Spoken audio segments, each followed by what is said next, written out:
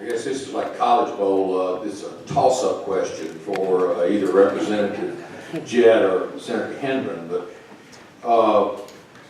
you know, we just finished an 89-day session of love and happiness here.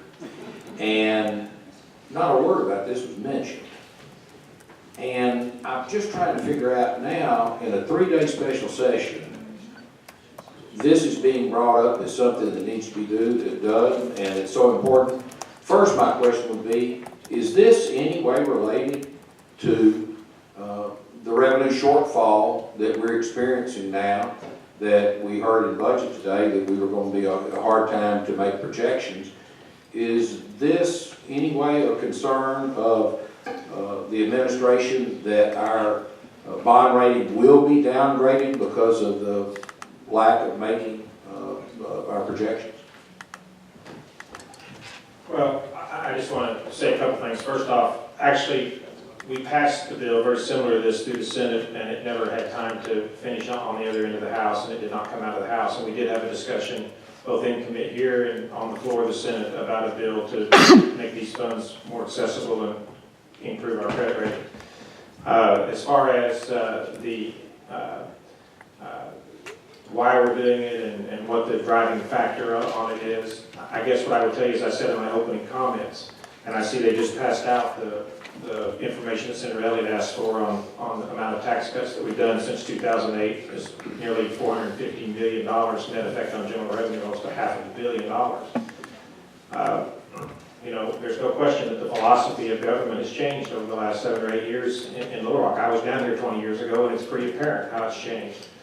In the days of $200 or $300 million surpluses and no tax cuts are over. But what that means is you better be prepared with all options on the table if you're going to run a tight, lean budget so that you don't end up in a fiscal nightmare because you can't make your payments. And so, again, making these funds more available is certainly a factor in that. It still requires, again, rigorous approval by the General Assembly through either council or budget. But is this a direct response? Again, you've heard the plan. There's no plan right now to access these funds this fiscal year, or they would have probably been on the call and there have been legislation to do that. But what this does mean is we live in a world where if you're going to have an economic downturn, and you saw we're one of the worst in the country, one of the 5th or 6th worst for reserve balances. And I can just tell you, there's a lot of scary things going on in the world that if they blow up, it's going to cause an economic downturn. And states that have not adequately prepared themselves with reserves are going to fare far worse than those that have. So I think it's just good fiscal management. And certainly there's always that when you're running a tight budget, you're going to think more about your cash flow than you are if you've got $300 million sitting around. Well, to follow up on that, I mean, with adequacy, I mean, we're doing that on a, I guess, an annual basis.